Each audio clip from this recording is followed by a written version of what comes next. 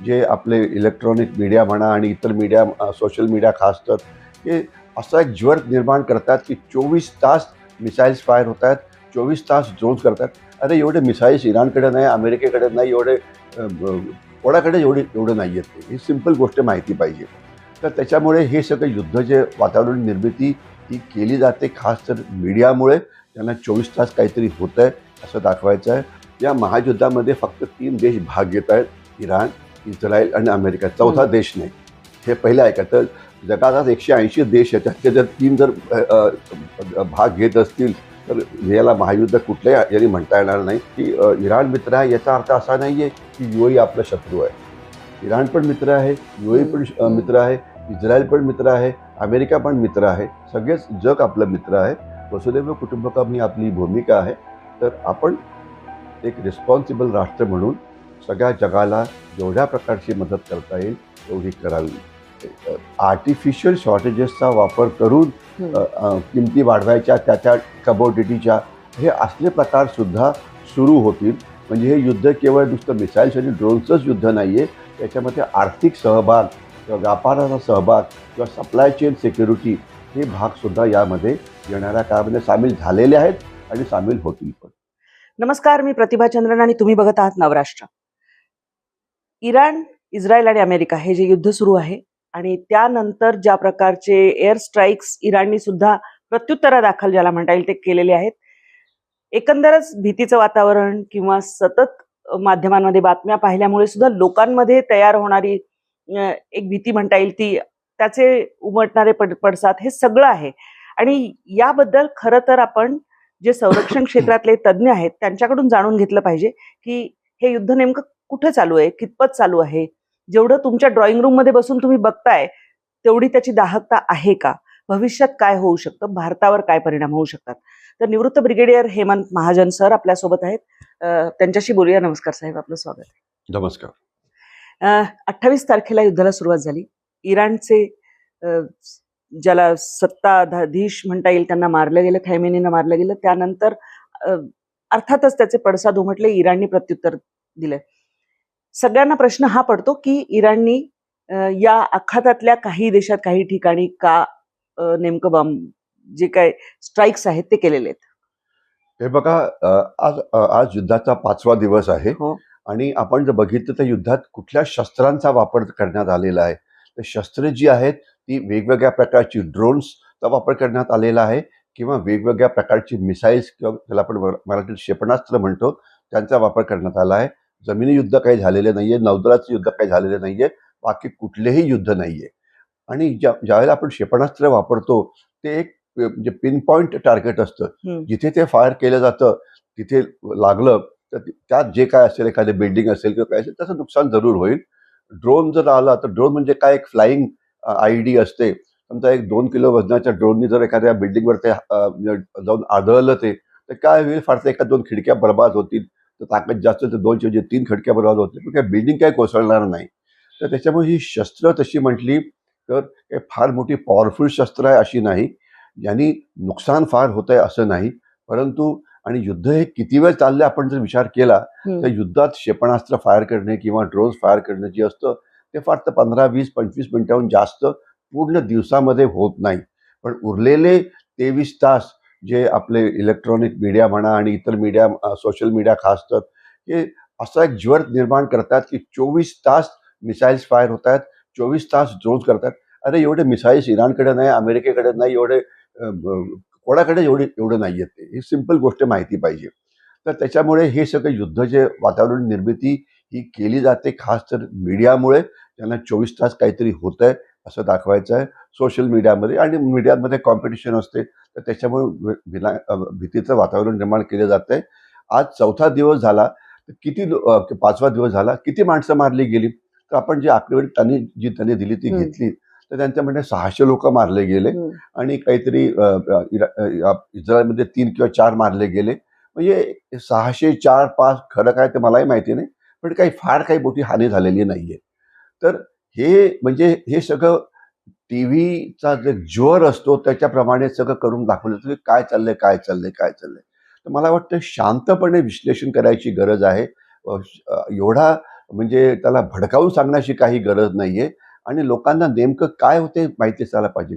पण आपल्याला असं वाटत असेल की मिडल ईस्टमध्ये पूर्ण आग लागलेली आहे का? तर त्याचं उत्तर आहे मिडल ईस्ट म्हणजे हजारो स्क्वेअर किलोमीटरचा हा हो. भाग आहे. त्याच्यामध्ये समजा तुम्ही दुबई घ्या किंवा UAE घ्या, त्याच्यात समजा एक 800,000 स्क्वेअर किलोमीटरचा भाग असेल. त्याच्यामध्ये 1 पॉइंट किंवा 2 पॉइंटवरती एखादं मिसाईल फायर झालं असेल आणि ते पण कुठे फायर झालं जिथे अमेरिकेची वकिलात होती किंवा जिथे म्हणजे अशा मिलिटरी टार्गेट्स होती ज्याच्यावरती इराणला हल्ला करायचा होता वगैरे.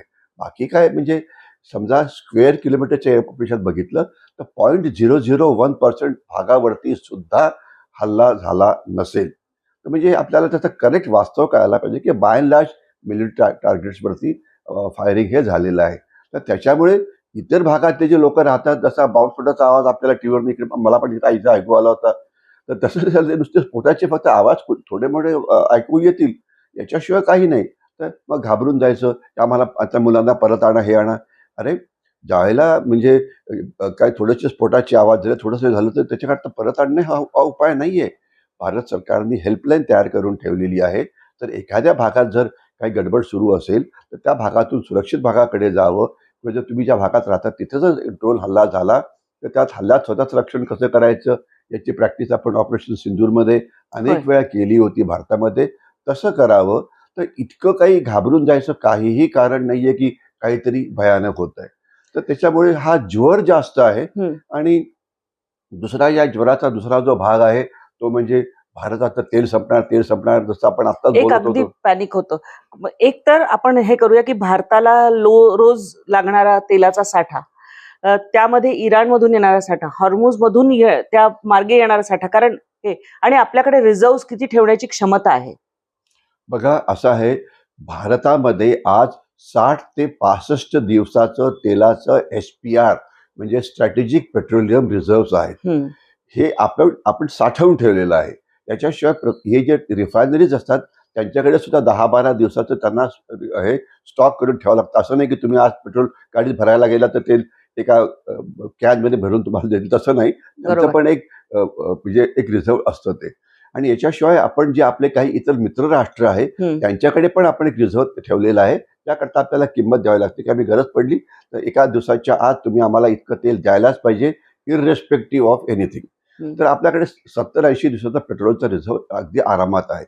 एवढंच नाही तर आज काय झालं आहे की 70 दिवसाचा रिझर्व्ह आहे. आता 5वा दिवस युद्धाचा सुरू झाला आहे तर काय त्या 70वरनं काय 65 वरती आला का? अजिबात नाही. उलट आज वाढलेलं आहे. कारण अनेक जहाजं जी बाहेर जाऊ शकत नाही त्यांनी त्याचे स्पॉट ट्रेडिंग करून आपणच 2-3 जहाजांचं पेट्रोल विकत घेतलेलं आहे जामनगरमध्ये. ही बातमी म्हणजे पेपरमध्ये आपल्या टीव्हीवरती येत होती. हा एक भाग झाला. दुसरं, भारताने आपलं डायव्हर्सिफिकेशन केलेलं आहे. इराणकडनं आपण कुठलंच तेल घेत नाही याची आपल्याला कल्पना असावी. चीन घेतो आहे. पण गल्फ ऑफ हॉर्मुझ मधून आपण सौदी अरेबियाकडे जे तेल घेतो एक 10-15%, 20%हून जास्त तेल तिथून काही फारसं येत नाही. म्हणजे 80% तेल जे आहे हे साऊथ अमेरिकेकडनं येतं, आफ्रिकेकडनं येतं, युरोपच्या काही भागातनं येतं वगैरे. तर म्हणजे आपल्या एक जरी तेलाचा जर ठिकाणी काही प्रॉब्लेम झाला तर दुसरीकडून तेल यायला जागा आहेत. त्याच्यातला हा दुसरा भाग झाला. तिसरी गोष्ट आपल्याला कळायला पाहिजे, भारतामध्ये आता रिफायनिंग केपेबिलिटी म्हणजे तेल शुद्ध करण्याची केपेबिलिटी ही डबल आहे आपल्या कन्झम्पशनपेक्षा. म्हणजे आपण जेवढं तेल एक देश म्हणून रोज खर्च करतो त्याच्या ऑलमोस्ट 2.5 पट किंवा 3 पट तेल रोज शुद्ध केलं जातं. कच्चं तेल शुद्ध करायचं आणि त्याचे रिफाईंड प्रोडक्ट म्हणजे पेट्रोल आणि डिझेल आपण हे विकतो कोणाला, तर युरोपला. तर म्हणजे म्हणजे आपल्याकडे तेल भरपूर शुद्ध केलं जात आहे. तर म्हणून जर गरज पडली तर कारखान्यांना सांगितलं जाईल की पुढचे काही 7 दिवस तुम्ही युरोपला शिपमेंट करू नका, तुम्ही इकडे डिझेल आणि हे वापरा. तर त्याच्यामुळे स्ट्रॅटेजिक रिझर्व्ह आहे, तेलाचं डायव्हर्सिफिकेशन झालेलं आहे. याच्यामुळे आपल्याला काही प्रॉब्लेम नाहीये. आणि आपण म्हणजे मला तर वाटतं आपल्याला काही वेळामध्ये तेलाने आंघोळ करायची सुद्धा पाळी येणार आहे. इतकं तेल आपल्याकडे होणार आहे. आपण ऐकलं असेल की रशिया म्हणते तुम्हाला जेवढं तेल पाहिजे आम्ही तुम्हाला तेवढं द्यायला तयार आहोत. बघा तुम्हाला किती तेल पाहिजे. तर ज्याला पाहिजे पालघर असो कुठे असो त्याने जरा सरळ तेल घ्यावं तिकडनं. आणि एवढंच नाही तर हा काळ वापर करून जे स्पॉट ट्रेडिंगचं जे मार्केट असतं ते सुद्धा तेल अगदी तुम्हाला वाटेल तेवढं तेल विकू शकतात. जसं म्हणतात ते ब्लॅक मार्केटचं तेल आहे, पण ते तेल अवेलेबल आहे. तर तेल तेल तेल तेल तेल म्हणून ओरडण्यात काही अर्थ नाहीये. आपली इंधन सुरक्षा, आपली तेल सुरक्षा अत्यंत मजबूत आहे. विनाकारण पॅनिकचं काहीही कारण नाही.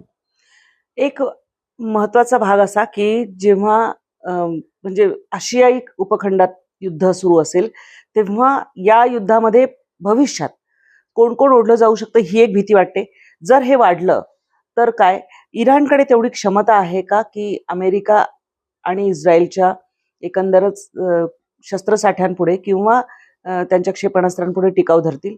अ, किती तग धरू शकतील? आणि त्यांच्याकडे आता त्यांचं राजकीय नेतृत्व नसल्यामुळे आणि आता काउन्सिल एक जी आहे, काय नेमकं तुम्ही पुढे बघता ह्याच्यामध्ये? अनेक टीव्ही चॅनल्सवरती बातम्या येतात, महायुद्ध सुरू झालं, महायुद्ध सुरू झालं. या महायुद्धामध्ये फक्त 3 देश भाग घेत आहेत, इराण, इस्रायल आणि अमेरिका. चौथा देश नाही. हे पहिलं ऐका. तर जगात 180 देश आहेत, त्यातले जर 3 जर भाग घेत असतील तर याला महायुद्ध कुठल्याही याने म्हणता येणार नाही. आणि महायुद्धामध्ये सुद्धा अमेरिका सध्या त्यांचं किती सैन्य वापरत आहे किंवा इस्रायल त्यांचं सैन्य किती वापरत आहे. अमेरिकेकडे जेवढं सैन्य आहे त्याच्यातलं ते 5% सुद्धा सैन्य या युद्धाकरता वापरत नाहीये. आणि सिमिलरली इस्रायलकडे जे सैन्य आहे एक्सेप्ट त्यांच्या काही म्हणजे फायटर एअरक्राफ्ट किंवा मिसाईल्सचा वापर करून बाकी ते 95% ताकदीकडे वापरतच नाहीये. इराण अर्थात त्यांची ताकद वापरते. तर महायुद्ध होत आहे की पहिले खोचट कप्पा डोक्यातनं काढून टाका. ठीक आहे. म्हणे की युरोप युद्धामध्ये सामील होईल.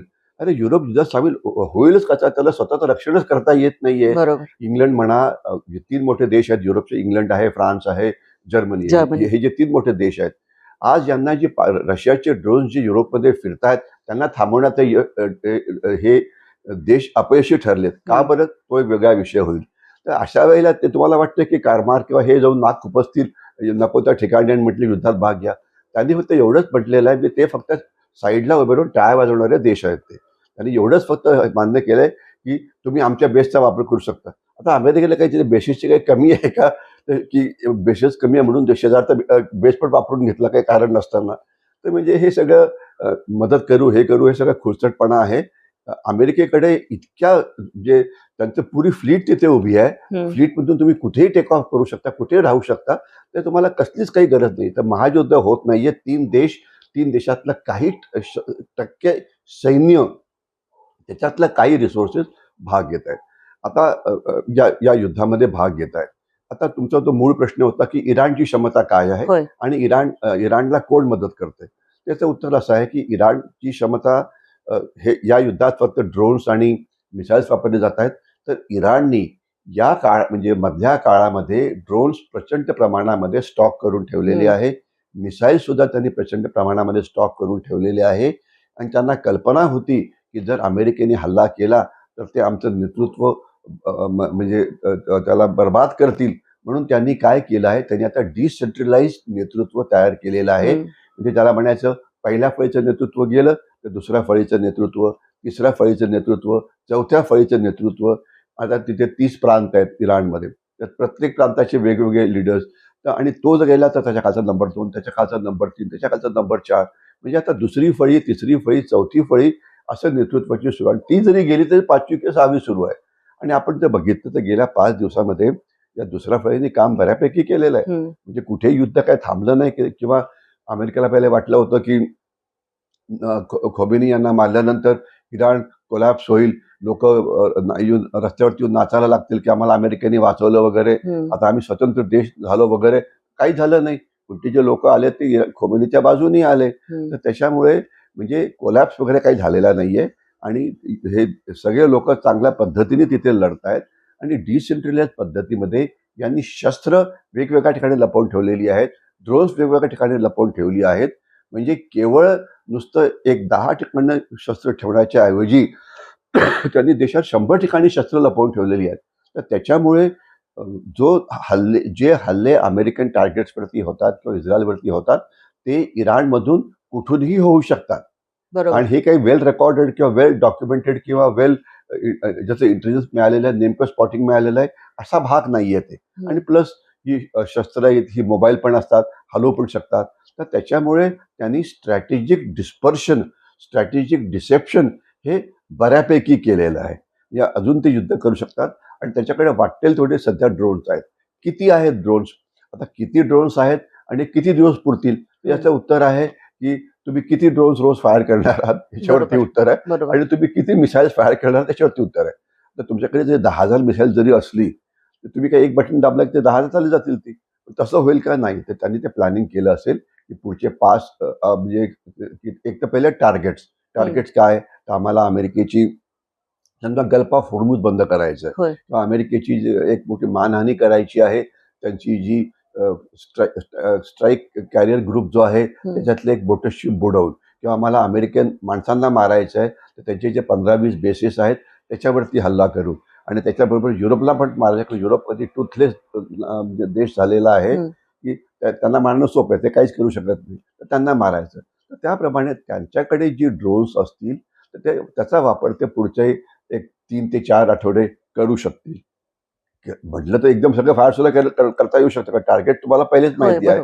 पण हल्ला प्रतिहल्ला, कुठे नेमका हल्ला करायचा, कुठे वाढवायचा, कुठे कमी करायचा, तर ते म्हणजे एक जसं डोनाल्ड ट्रम्प पुन्हा पुन्हा म्हणतात की मी एक 3 ते 4 आठवडे युद्ध चालवू शकतो किंवा थोडंफार जास्त सुद्धा. तर त्याप्रमाणे ते असं आपल्याकडे असलेलं ॲम्युनिशन, मग ते ड्रोन्स असो की मिसाईल असो, ते पुढचे 3-4 आठवडे तरी वापरतील असं आपण विश्लेषण हे करू शकतो. आणि याच्याशिवाय इराणला मदत करण्याकरता काही मिलिशियाज आहेत, त्याच्याविषयी आपण पहिले पण बोललेलो आहे. एक तर हिजबुल्ला आहे जे लेबनॉनमधनं काम करतं, हमास त्यांचं कंबरटे बहुतेक सगळं तुटलेलं आहे. पण हुतीज जे आहेत ते मात्र अजून ताकदवान आहेत, कारण ते तेलाचा जो सप्लाय होतो ऑल्टरनेट रूट म्हणजे रेड सी किंवा सुएझ कॅनॉलमधून, तिथे त्यांचा वापर, त्यांचा धोका होतो, आणि त्यांनी ते सुरू पण केलेलं आहे की आता म्हणतात की एखादं अमेरिकेचं जहाज आलं तर आम्ही त्याच्यावरती हल्ला करू वगैरे.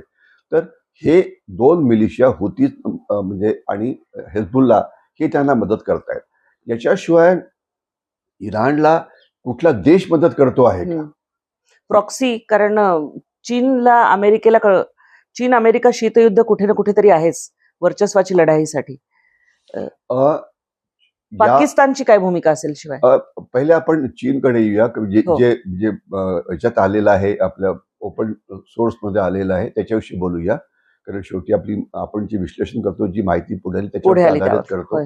तर चीननी अमेरिकेला सांगितलेलं की तुम्ही हे चुकीचं केलं, तुम्ही हे करायला नको होतं वगैरे, आणि तेच रशियाने म्हटलेलं आहे, आणि आम्ही काहीतरी करू असा पण दम शी जिनपिंग यांनी दिला आहे. असं मानलं जात आहे की चीन इराणला मिसाईल्स किंवा आपलं ड्रोन्स हे मोठ्या प्रमाणामध्ये पुरवेल.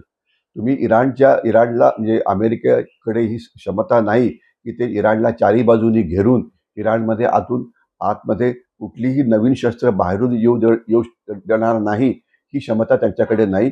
उलटी पाकिस्तानची जी सीमा आहे त्याच्यातनं शस्त्र इराणमध्ये येऊ शकतात, तो एक मोठा भाग आहे.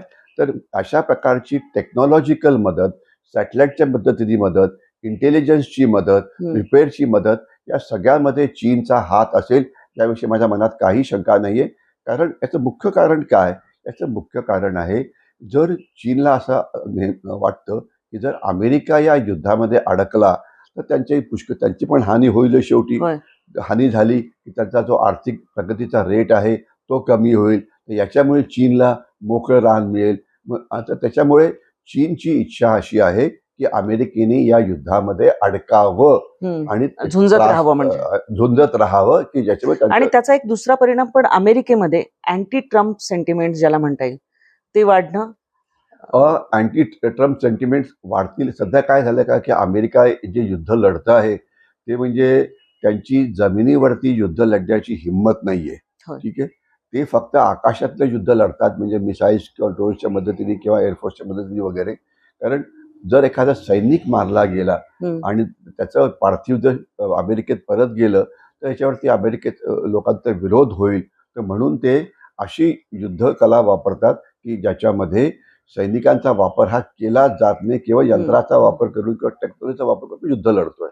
पण याला लिमिटेशन्स असतात, आणि या लिमिटेशन्स आपण अफगाणिस्तानमध्ये बघितल्या. त्यांनी किती वर्ष ड्रोन अटॅक केले, सगळी त्यांनी टेक्नॉलॉजी वापरली, पण जमिनीवरती माणसं उतरवली नाही आणि त्यांना अमेरिकेतनं पळून यावं लागलं $5-6 अब्ज शस्त्र तिथे सोडून. सोडून व्हिएतनाममध्ये पण तेच झालं, तिथून ते पळून गेले. ठीक आहे ना. आणि व्हिएतनाम सारखा छोटा देश किती वर्ष त्यांनी झुंज लढला. दिली. सोमालियामध्ये 6-7 अमेरिकन मारले गेले आणि सोमालिया सोडून हे पळून आले सगळे. कारण अमेरिकेमध्ये आज माणसांची हानी होणं म्हणजे सैनिकांची हानी होणं हे फार डिफिकल्ट झालंय. आणि अमेरिका काय झालेलं आहे की एक अतिशय म्हणजे पॉवरफुल कंट्री आहे, अर्बनाइज कंट्री आहे. आज आपल्याला माहिती असायला पाहिजे 30% अमेरिकेचं सैन्य हे नॉन अमेरिकन्स आहे. म्हणजे भारताच्या लोकांना आपण एक सल्ला देऊ शकतो, ज्याला अमेरिकेचे सिटिझन व्हायची अजून सुद्धा इच्छा असेल तर त्यांनी सरळ अमेरिकन सैन्यात सामील व्हावं. ठीक आहे, मग त्याला ग्रीन कार्ड वगैरे ते मिळेल. आणि ही पद्धत अनेकांनी वापरलेली आहे. कारण अमेरिकन सैन्यात जायला मागत नाहीत, कारण त्यांना इतर अजून पर्याय आहेत ते. तर अमेरिकेमध्ये जमिनीवरती युद्ध करण्याची त्यांची क्षमता नाही. पण डोनाल्ड ट्रम्पनी काल परवाच एक मध्ये स्टेटमेंट दिलं होतं, जर गरज पडली तर आम्ही करू. गरज केव्हा पडेल, कधी पडेल हे आपल्याला बघावं लागेल. पण सध्या तरी ते करणार नाहीत असं हे दिसतं आहे. आणि रशिया याच्यामध्ये काय करेल? रशिया म्हणजे इराणला मदत करेल का? इराणला मदत करायला चीनकडे भरपूर रिसोर्सेस वाटतील तेवढे आहेत. ठरवलं तर वाटतं त्याला काही पण मदत करू शकतात ते, अमेरिकेपेक्षा कितीतरी जास्त. परंतु रशिया मात्र या संधीचा फायदा घेऊन ते आपली म्हणजे याच्यामध्ये पोळी शेकण्याचा प्रयत्न करतील.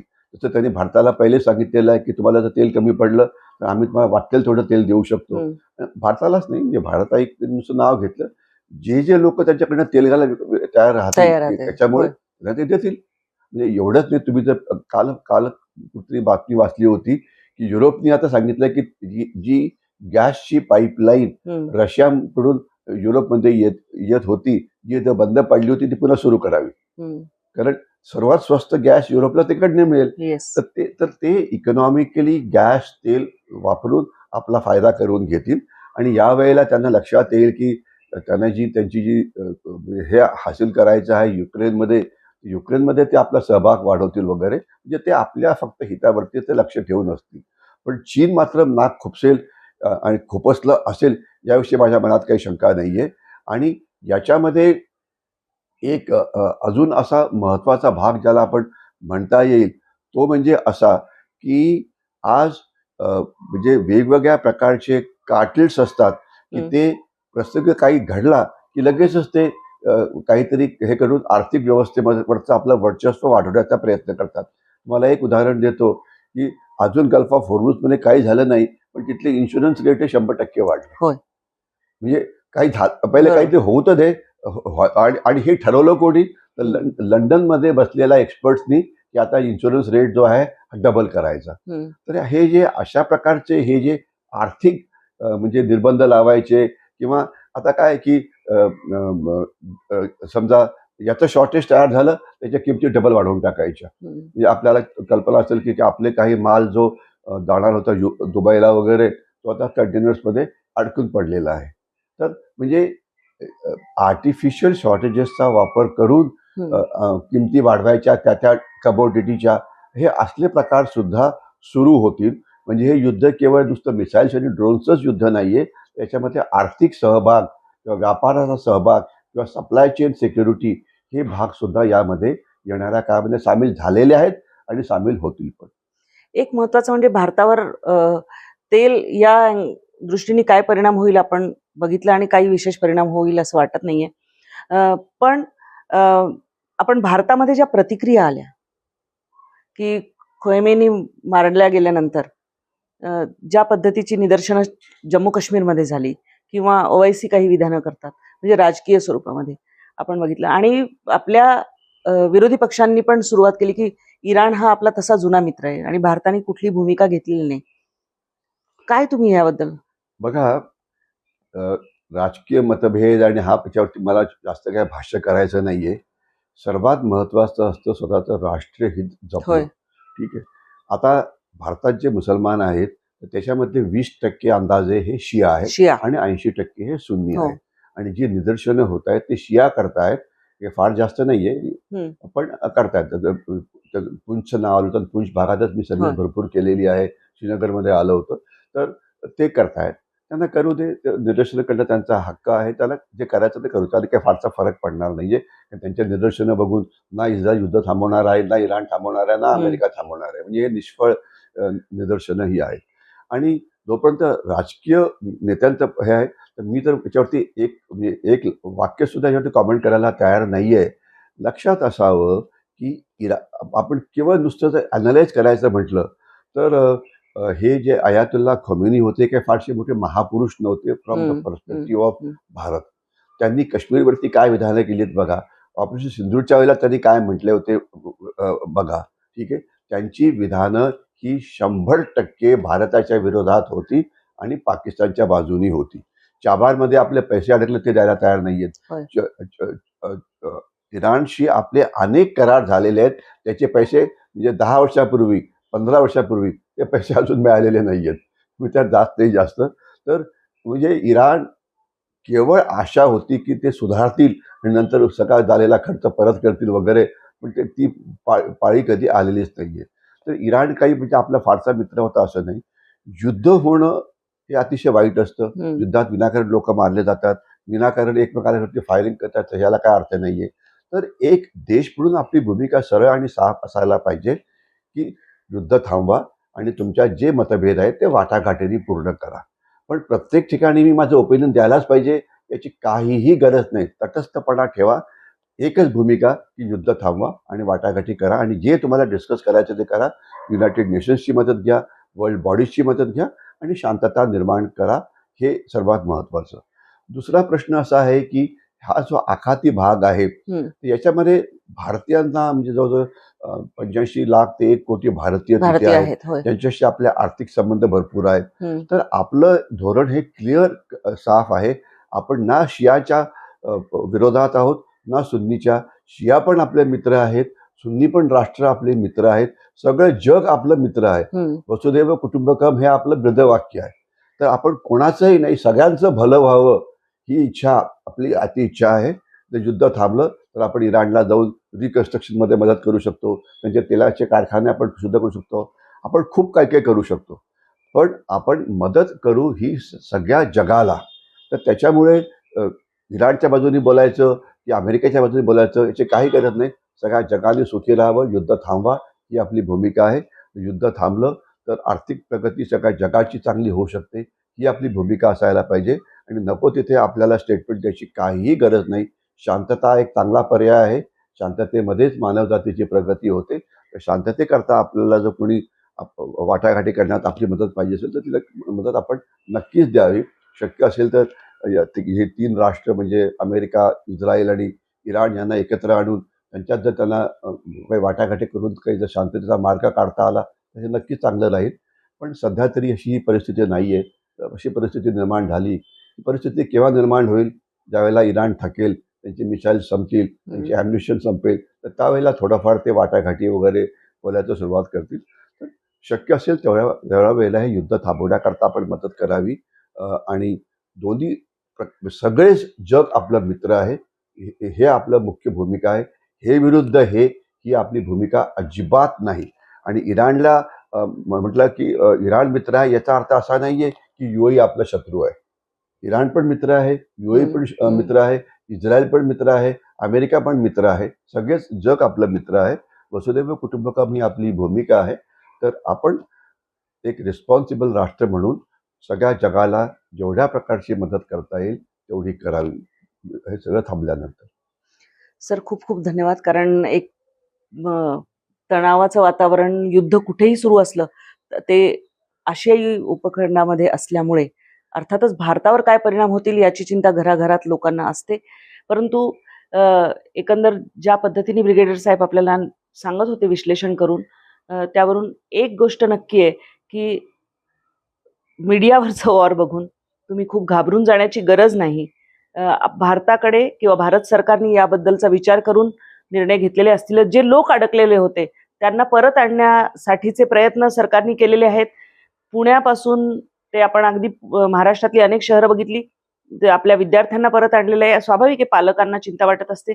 त्यामुळे या युद्धाकडे आपण आता तटस्थपणे बघणे आणि पुढे काय होतंय त्यानुरूप आपला भारताचा निर्णय असेल हे उघड आहे. तुम्हाला काय वाटतं हे कमेंट बॉक्समध्ये अवश्य कळवा आणि चॅनलला सबस्क्राईब करायला विसरू नका. तुर्तास मी ब्रिगेडियर महाजन यांची मनापासून आभार मानते आणि रजा घेते. धन्यवाद.